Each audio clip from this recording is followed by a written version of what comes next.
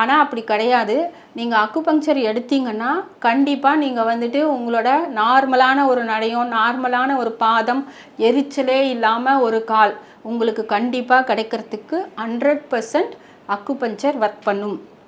அதனால் நீங்கள் வந்துட்டு இந்த மாதிரி ஒரு சின்னதாக சிம்டம் தெரிஞ்ச உடனே நீங்கள் வந்து உங்கள் சுகர் லெவலை கண்டிப்பாக செக் பண்ணி பாருங்கள்.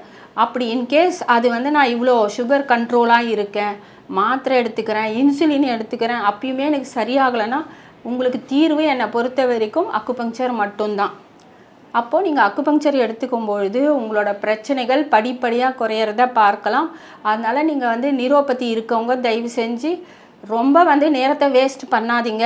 நீங்கள் எந்த ஸ்டேஜில் இருந்தாலும் வந்த ஒரு 3 நாளே உங்களுக்கு கண்டிப்பாக சிம்டம் வந்து குறையிறத நீங்களே பார்ப்பீங்க.